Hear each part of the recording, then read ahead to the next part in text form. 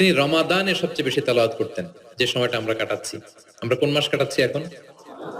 সাইয়্যিদুশ শুহুর, 12 মাসের মধ্যে শ্রেষ্ঠতম মাস। এই মাসে সবচেয়ে তেলাওয়াত করতেন।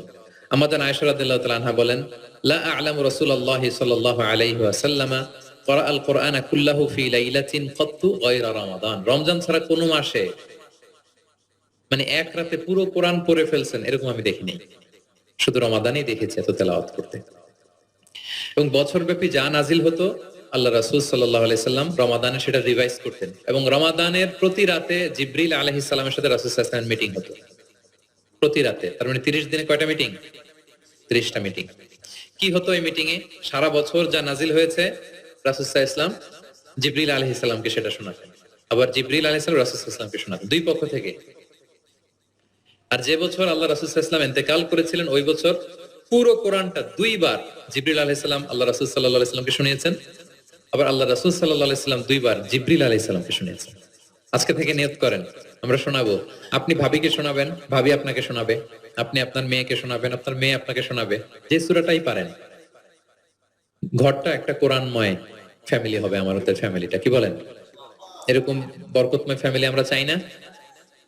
এবং সাহাবাদেরকে উদ্বুদ্ধ করতেন বিভিন্ন সূরার ফজিলতের কথা বলে বলে, যে এটা এই সূরা পড়ো, এই ফজিলত। একবার উবাই ইবনে কাব রাদিয়াল্লাহু তাআলা আনহুকে বললেন, আতুহিব্বু আন উআল্লিমাকা সূরাতান লাম ইয়ানজিল ফিত তাওরাত ওয়ালাল ইনজিল ওয়ালা জাবুর। হে উবাই, তুমি কি চাও যে আমি তোমাকে এমন একটা সূরা শিখাবো যেটার মতো মর্যাদাপূর্ণ সূরা তাওরাতেও নাই, ইনজিলেও নাই, জাবুরেও নাই, কোথাও নাই, এত মর্যাদাপূর্ণ? তিনি বললেন, বালা ইয়া রাসূল, অবশ্যই শিখাবেন। তখন আল্লাহ রাসূল সাল্লাল্লাহু আলাইহি ওয়াসাল্লাম বলেন, সেই সূরাটা তুমি নিজেই জানো। সেটা কি? সেটা হচ্ছে কাইফা তাকরাউ ফিস সালাহ, তুমি নামাজে কোন সূরা পড়ো, মানে কোন সূরা ছাড়া নামাজ হয় না, বলেন তো? সূরা ফাতিহা। আল্লাহ রাসূল সাল্লাল্লাহু আলাইহি ওয়াসাল্লাম বললেন, এই সূরা ফাতিহা এটা যেন তেন কোনো সূরা নয়, এর মতো মর্যাদাপূর্ণ সূরা তাওরাত, জাবুর, ইনজিল কোথাও আসেনি। ইন্নাহা লাহিয়া সাবউল মাসানি ওয়াল কুরআনুল আযীম। এটা নিত্য পাঠনীয় সপ্ত বাক্য। সূরা ফাতিহায় মোট কয়টা বাক্য? 7টা। সবাই বলেন কয়টা? এটা বলে সাবউল মাসানি, মানে সব সময় পড়া হয় এমন 7টা বাক্য। ওয়ালাকাদ আতাইনাকা সাবআম মিনাল মাসানি ওয়াল কুরআনুল আযীম। এটা সব সময় পড়তে হবে।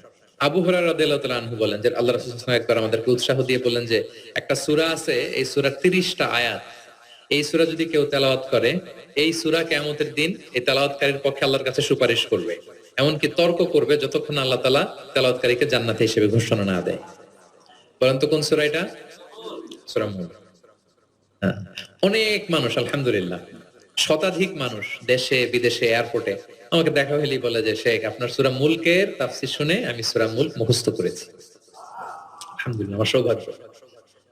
অনেকে বলে যে সাইয়্যিদুল ইস্তিগফার আপনার আলোচনা থেকে শুনে মুখস্থ করেছি। তারপর অনেকে বলেছে যে আস্তাগফিরুল্লাহর আমলটা আপনার আলোচনা থেকে শুনে আমরা অভ্যস্ত হয়েছি। আলহামদুলিল্লাহ, এটা অভ্যাস করবেন। সূরা মুলক তেলাওয়াত করবেন। কয় আয়াত সূরা মুলকে? এক মাসে কয় দিন? প্রতিদিন যদি একটা আয়াত মুখস্থ করেন 30 দিনে সূরা মুলক হয়ে যাবে না? কঠিন? বেশি কঠিন? করবেন। এভাবে ফজিলতের কথা বলে আল্লাহ রাসূল সাল্লাল্লাহু আলাইহি ওয়াসাল্লাম সাহাবাদেরকে উদ্বুদ্ধ করতেন।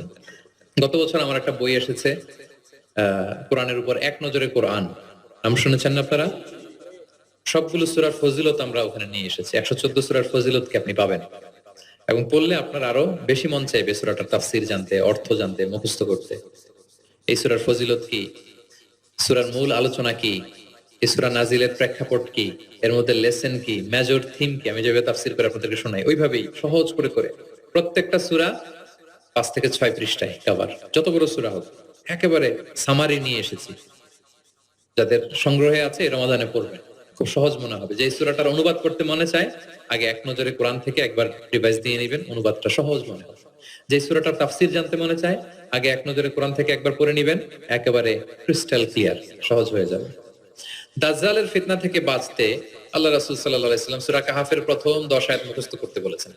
আল্লাহ রাসূল সাল্লাল্লাহু আলাইহি ওয়াসাল্লাম ইরশাদ করেন, মান হাফিদা 10 আয়াতিন মিন আউয়ালি সূরাতিল কাহফি উসিমা মিন ফিতনাতিদ দাজ্জাল। যে সূরা কাহাফের প্রথম 10 আয়াত মুখস্থ করবে সে দাজ্জালের ফিতনা থেকে মুক্ত থাকবে ইনশাআল্লাহ। মুখস্থ করবেন সূরা কাহাফের প্রথম কয় আয়াত? 10 আয়াত।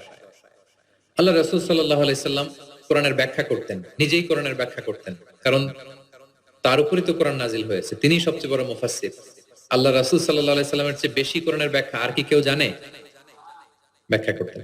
একবার তিনি আল্লাযীনা আমানু ওয়া লাম ইয়ালবিসু ঈমানাহুম বিযুলমিন উলাইকা লাহুমুল আমনু ওয়া হুম মুহতাদুন, আর ঈমানের সাথে জুলুমকে মেশায়নি, তাদের জন্য আছে নিরাপত্তা এবং হেদায়েত। সাহাবারা অবাক হলেন যে ইয়া রাসূলুল্লাহ, আমাদের মধ্যে এরকম কে আছে যে ঈমানের সাথে জুলুম মিশায় নাই, মানে ঈমান আনার পরে কোনো পাপ করি নাই, কম বেশি পাপ তো আমাদের হয়েছে, জুলুম তো হয়েছে, তাহলে আমরা কি নিরাপত্তা হেদায়েত পাবো না? তো রাসূল সাল্লাল্লাহু আলাইহি ওয়াসাল্লাম বললেন যে এই জুলুম দ্বারা ওই জুলুম উদ্দেশ্য না, এই জুলুম দ্বারা উদ্দেশ্য হচ্ছে শিরক। এই জুলুম দ্বারা উদ্দেশ্য কি?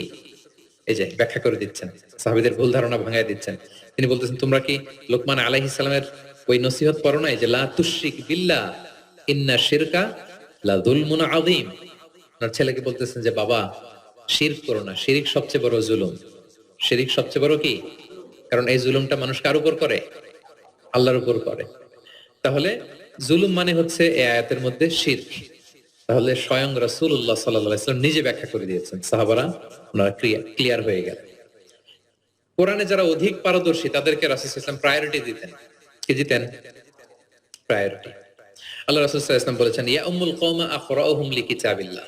একসাথে ধরেন যে অনেকে হয়েছেন, তো ইমামতি করবে কে? আমরা 5 ভাই একসাথে হইছি, নামাজের সময় হইছি, ইমামতি কে করবে? হ্যাঁ, যে কোরআন ভালো জানে। আখরাউহুম লিকিতাবিল্লাহ, আল্লাহর কিতাব যে বেশি জানে, বেশি ব্যাখ্যা জানে, বেশি মুখস্থ সে। আচ্ছা, ওয়া ইন কানাত কিরাআতুহুম সাওয়া, যদি তাদের সবার কেরাত সমান হয় তখন রাসূল সাল্লাল্লাহু আলাইহি ওয়াসাল্লাম বলেন ফাইয়া উম্মুহুম আকদামুহুম হিজরাতান, তাহলে যে আগে হিজরত করছে সে, মানে তখন আগে হিজরত, যে আগে হিজরত করেছে তাদের মর্যাদা বেশি ছিল। ফা ইন কানু ফিল হিজরাতি সাওয়া, হিজরতেও যদি সমান হয়, ধরেন যে 5 জন একসাথে হিজরত করছিল, এই 5 জন মিলে এখন নামাজ পড়ছে, তো এখন কে? আল্লাহ রাসূল সাল্লাল্লাহু আলাইহি ওয়াসাল্লাম বলেন ফাইয়া উম্মুহুম আকবারুহুম সিন্নান, যার বয়স বেশি সে, যে সিনিয়র সে ইমামতি করবে। তাহলে সবচেয়ে বেশি অগ্রাধিকার কাকে দিলেন? যে কোরআন বেশি জানে। এবং তিনি দোয়া করতেন, আল্লাহ কোরআনকে আমার হৃদয়ের বসন্ত বানিয়ে দেন, আল্লাহ আমার অন্তরের জ্যোতি বানিয়ে দেন, আল্লাহ আমার কষ্ট দূরের কারণ বানিয়ে দেন। এই দোয়াটা মালয়েশিয়াতে তো কুনুতের মধ্যে সব সময় পড়ে দেখি আমরা, আল্লাহুম্মা জাআলিল কুরআনাল আযীমা রাবিআ কুলুবিনা ওয়া নূরা সুদুরিনা ওয়া জালাআ আহজানিনা ওয়া যাহাবা হুমুমিনা ওয়া গুমুমিনা। শুনছেন না আপনারা? রাসূল সাল্লাল্লাহু আলাইহি ওয়াসাল্লাম যেই ভাষায় বলেছেন সেটা হচ্ছে তাজআলুল কুরআনা রাবিআ কলবি, আল্লাহ এই কোরআনকে আপনি আমার অন্তরের বসন্ত বানান, প্রশান্তি বানান। নূরা সাদরি, আমার অন্তরের বুকের আলো বানান, হৃদয়ের আলো। আমার দুঃখের অপসারণকারী বানান, আমার দুশ্চিন্তা দূরকারী বানান। এই দোয়াটা আপনারা করবেন। আল্লাহ রাসূল সাল্লাল্লাহু আলাইহি ওয়াসাল্লাম শেষ বয়সে ওনার চেহারায় কিছুটা বার্ধক্যের ছাপ চলে এসেছিল। আবু বকর রাদিয়াল্লাহু তাআলা আনহু একবার জিজ্ঞেস করছিলেন যে ইয়া রাসূলুল্লাহ কদ শিবতা, আপনার চেহারায় কেমন যেন বার্ধক্যের ছাপ চলে আসছে। আল্লাহ রাসূল সাল্লাল্লাহু আলাইহি ওয়াসাল্লামের দাড়ি এবং চুল মিলে, সব মিলে 20টার বেশি চুল পাকে নাই। এক বর্ণনায় এসেছে 17টা, আরেক বর্ণনায় 18টা। মুহাদ্দিসিন একরাম বলেছেন যে এত অল্প কিছু চুল দাড়ি পেকেছিল যে গুনা যেত, গুনে দেখা গেছে 17, 18, সবশেষে যখন বেড়েছে হয়তো 20। যেন মুহাদ্দিসিন একরাম একমত যে ওনার 20টার বেশি চুল দাড়ি পাকে নাই। কোথায় বেশি পাকছে? এদিকে, এদিকে কয়েকটা পাকছে, নিম দাড়ির এখানে কয়েকটা পাকছে, হাদিসে আছে।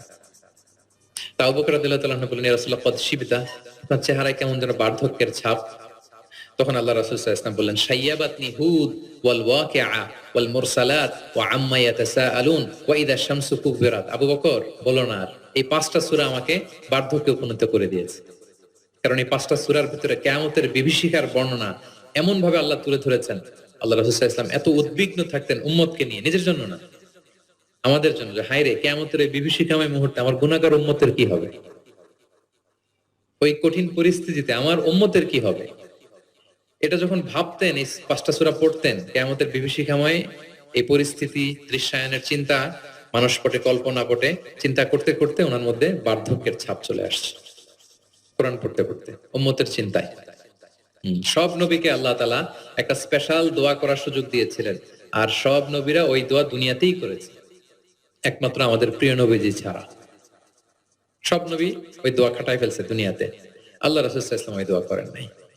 তিনি বলেন ওয়া ইন্নী আখতাবিউ দাওয়াতি শাফাআতান লি উম্মতি ইয়াউমাল কিয়ামা, আমার ওই দোয়াটা, স্পেশাল দোয়াটা যেটা করলে আল্লাহ কবুল করবে, ওই দোয়াটা আমি কিয়ামতের দিন আমার গুনাহগার উম্মতের জন্য রেখে দিয়েছি। আমি সেদিন আমার উম্মতের জন্য সেই দোয়াটা করব।